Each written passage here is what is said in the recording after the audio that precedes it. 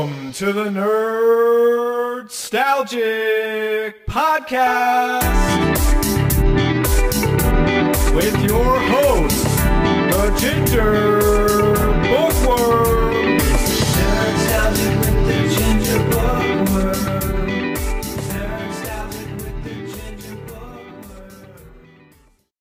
Howdy beans, and welcome back to another exciting episode of the Nerdstalgic podcast with your host, me, Luke the Human. Hope you're doing well, hope you're good, as per usual. So, as promised last week when I was doing the showcase events, I promised that I was going to cover the demo for Liza P. I'm really looking excited for this one. I haven't played the game as yet. I'm just about to press play and to begin it. But I figured I would do the introduction first. This is going to be a side quest, so it's not going to be very, very long. It's not going to be in-depth or anything like that. It's literally going to be my first impressions from actually playing the game and what I feel and what, if I like it, if I don't like it, if it's something that I'm going to play day one on Game Pass, or it's something that I'm going to skip. All that and more, that sort of thing. Apparently this game is like a Souls-like. I'm not really much of a Souls-like sort of player. I'll be honest with you, I tend to stay away from them. But I am intrigued. I am interested. Mainly because I love Pinocchio. I love the story of Pinocchio. I've covered Pinocchio twice on the podcast already. I've covered both the live action movie and the Guillermo del Toro stop motion version of the movie. But I'm intrigued. This studio, NeoWiz, has me interested.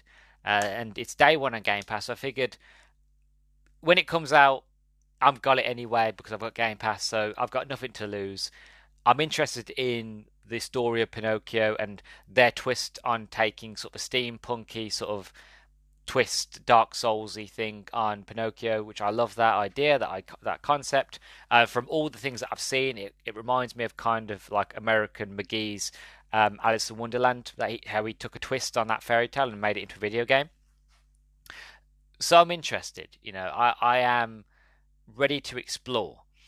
So without further ado, I'm going to stop this introduction. I'm going to press play. I'm going to give it a go. And what you hear next is going to be my first impressions, if I liked it, if I don't like it, and all that jazz. So, without further ado, let's get into it, shall we?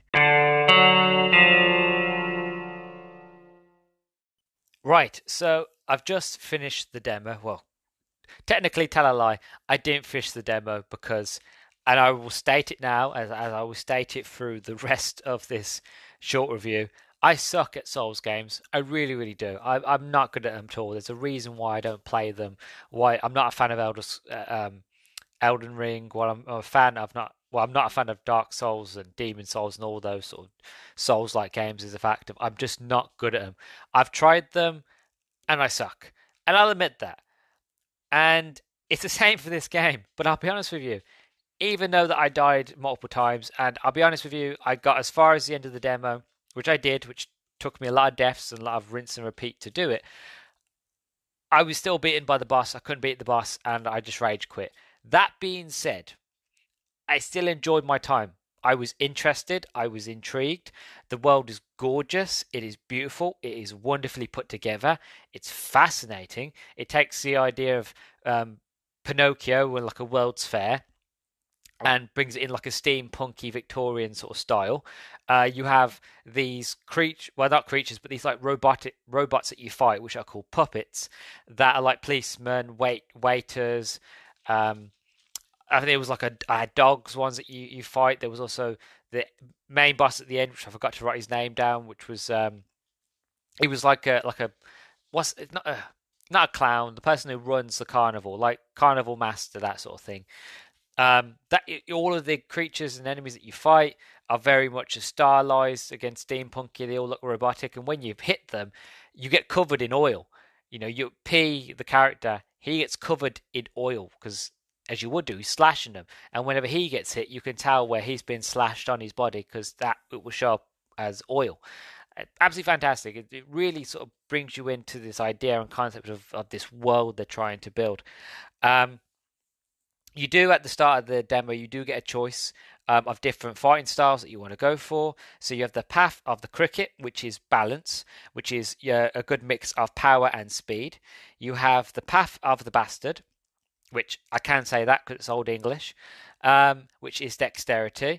which allows you to find enemies' weak points. And then you have the path of the sweeper, which is strength, which is just raw power.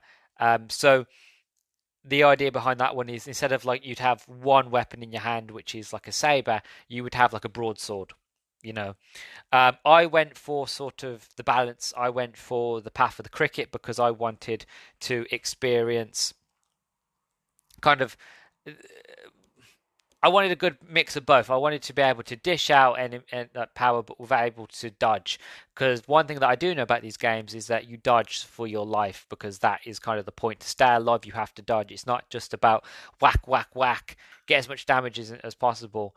It's about hit, hit, hit, dodge, dodge, learn patterns. You know, come back, getting one hit, pull back a bit. You know, it's very sort of tedious, but it's very much of like if you want to survive, you know what you do, and you need sort of that agility to move quickly, to get a few hits in and a few damage hits in, and then move back. So I went for balance for this review, but anybody else who wants to play the demo, just be sort of informed that you do get different choices. So you're not just stuck at one stance. You know, if you're a Souls player and you like sort of the strength, you have the option to do that.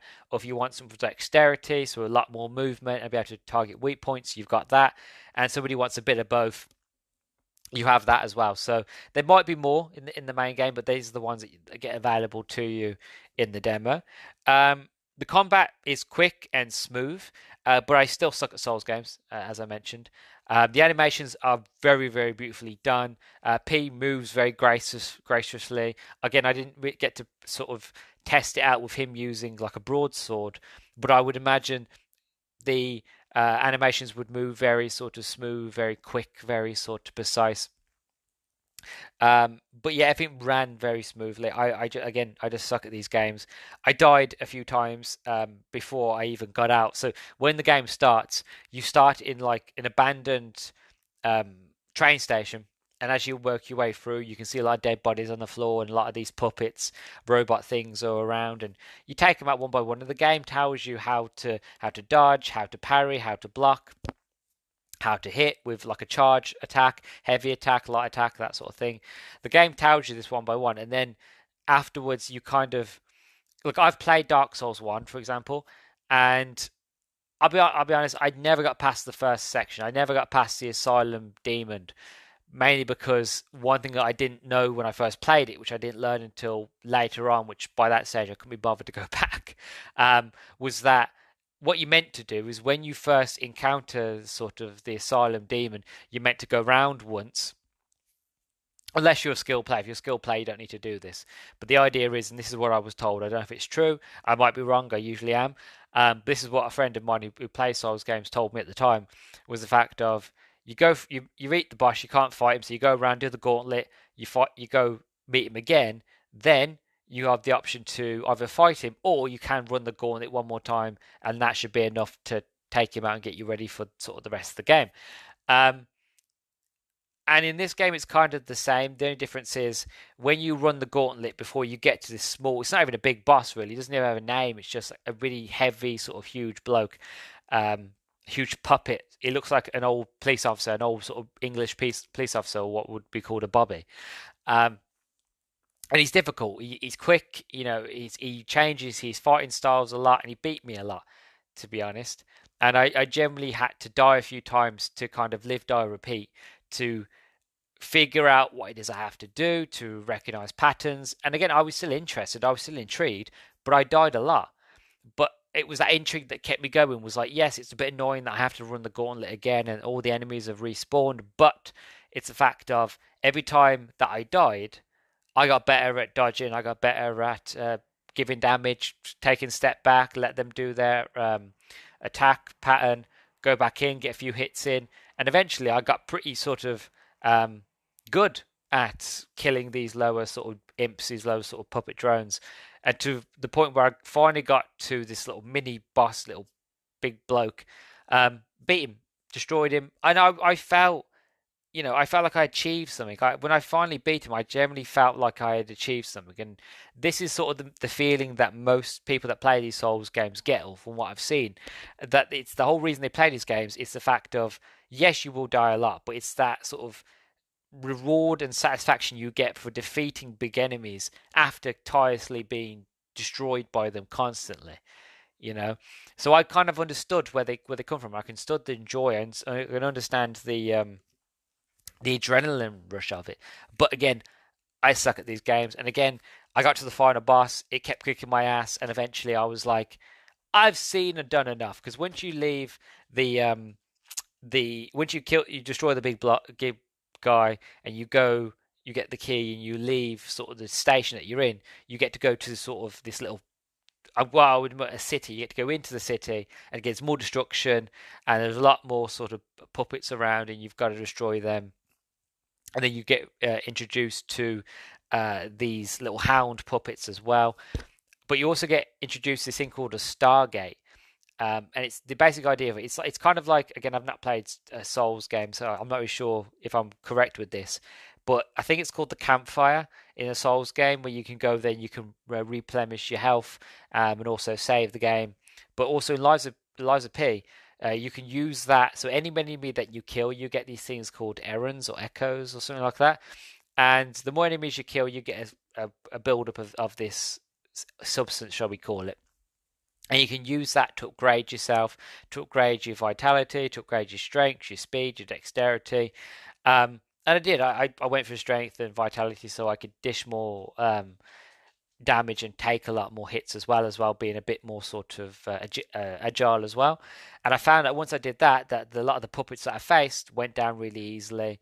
And I kind of got the idea of like, I am sort of a beast. You know, I kind of got a bit cocky, if I'm being honest. So I finished all these imps, dodge, really, really good. And then we even went up against one of the bigger blokes again. This time, this bloke wasn't a bobby, wasn't a copper. He was well, I'm not sure. I think he was like not a clown, but sort of like somebody who walked around in sort of the ways of the carnival, if that even is a way to describe somebody. But he was a puppet, a bigger guy. And I disposed of him really quickly. And I was, again, very proud of myself. I thought, well, again, cocky, you know. Well, the other guy, he killed me loads of times. This guy didn't kill me once. And I destroyed him. And I was like, yeah, you know. And then I got through, went through the gauntlet. And I thought, again, get really cocky. I've died once or twice, but that's okay because I'm learning and I'm quite strong. And I know what's coming up. So I can have a run past them and not have to fight them at all. Or I can kind of know where each enemy is. So I can sort of, again, learn and counter it. And then we got to the final boss, and he just kept killing me. No matter what I did, I just couldn't beat him. I would dodge, he would ram you, you could get up close, and even if you move backwards, he would charge at you. And I probably could, if I sat there, I could probably try my best to learn the patterns, learn what his movements are. I could have done that very easily, but part of me was like, it's not worth the stress of the review. Like, this is not going to be like an in-depth sort of review, like a game review. This is going to be my quick impressions. So I thought I'm not really going to get into it. So I'll be honest, I rage quitted. But if I'm being honest, and my overall thoughts is, yes, this game is not for me. And I'll admit that it's not for me. It's not really in my wheelhouse. It's not a game that I would pick off the shelf. But it is going to be free on day one on Game Pass. And I have Game Pass anyway. So I'm intrigued enough with the story and the characters and the world building from what I've saw in a few text logs that I picked up, as well as, you know, what was told to me through this lady called Sophia in my mind. She was telling me, not me personally, but P, because I'm not that crazy. I might talk to myself, but I'm not that mad. What I was talking to P about what's going on in the world, and you could also you meet Jiminy, and he's like a light in it. Well, you don't actually see Jiminy cricket as actual cricket. It's more just a light in a little cage that P holds on his belt, and you can use it to light the way and that sort of thing. But even Jiminy used to pipe up every now and then and bring in sort of substance to the story. So color me pink. You know, I am interested. You know, I am intrigued of this world and these characters. So, you know, I will be downloading the full game on day one. Even though it's not for me, I'm intrigued enough where I'm like, I'm happy to sit and play this game to see how far I get before I rage quit. You know, how far can I get into it until I go, fuck this game, I don't want to play it anymore. You know, because it will happen. I'm sure it will. I did it for the review, so I'm sure, you know, there's a possibility that it will happen when the full game comes out. Again, from the slice of gameplay that we got in the demo, that again is only a slice. And as they say when the demo played, all things are subject to change. So that could change. The balancing could be different, so it could be harder, could be easier. There was no way to choose a difficulty. Not saying there will be in the main game. I don't think there is in these sort of games, but there might be, there might not be. Either way, they had me intrigued, and I miss these feelings. I've spoken this many times in the past in other reviews that I've done. I miss demos. I grew up on demos. Again, living in a house where you very rarely got a brand new game. So whenever you did go to the store and you bought a video game, you had to be very sort of concise of like, you had to be sure that that game that you played, you were going to play and enjoy and enjoy for hours and hours, because you were going to replay it over and over again. And again, I won't go into it, but this is why I used to go into license-based games, because I knew that there was more chance of me enjoying them over something else that wasn't license-based.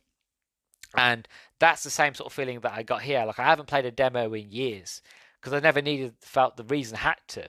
Because again, you don't really get demos anymore. And when you do, I'm not that intrigued into a game. I'd rather just wait for it to come out and play it in full. With this game, because of the intrigue, it pulled me in. I played the demo, and I felt like a child again. I felt like, I might not fully enjoy it if I had, but I'm intrigued. And if I had to pay for it, probably not. I wouldn't buy it. I'd probably watch somebody who knew what they were doing in a walkthrough. But again, day one Game Pass, give it a go, see how it feels. Yeah, I'm 100% here for that. Absolutely. So, yeah, so that's my sort of first impressions of Lies of P. I liked it. It's not for me, but it might be for you. If you're a Souls player, definitely this is one for you. Me, not, but I would definitely be giving it a go day one. Maybe, depends on, if you beans are interested, or see how far I get into the actual game itself. I might do sort of a review where it might not be a long review, but to be honest, because I doubt I'd ever complete the game. But who knows?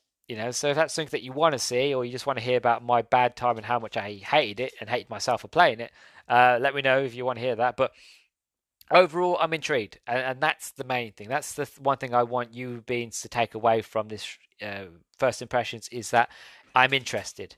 And that's a lot for somebody who's not a Souls player to be interested in a Souls-like game. So take that as you will. I would take it as a positive stance, but yeah. So that's my thoughts and feelings on Lies of P. You've been listening to me, Luke. You've also been listening to the Nerdstalgic podcast. If you've been listening on YouTube, don't forget to like, comment, subscribe, and all that jazz. And it would help me out immensely. Also, you can follow me at Twitter at the Nerdstalgic_pod for updates and everything that I'm playing and doing and all that jazz. You can find the Nerdstalgic podcast basically anywhere that you look for podcasts. The only place you won't find me is Apple, but you also find me on Audible. If you listen to this on Spotify, don't forget to comment, subscribe. I did it again. Yeah, I did it in one of my other videos. It always happens when I start with YouTube. I just get in that rhythm of like, comment, subscribe. Anyway, if you're listening on Spotify, don't forget to give me a star rating of 1 to 5 stars. 5 stars, best thing you heard in your life. 1 star, absolutely drivel, terrible, and you completely think I'm out of my mind wrong. Again, where you feel like it's fair, please do let me know. And yeah, so this has been me, Luke the Human. You've been listening to the Nerdstalgic podcast. I appreciate you greatly. Thank you for spending the time with me, and I'll catch you in the next one. Bye-bye.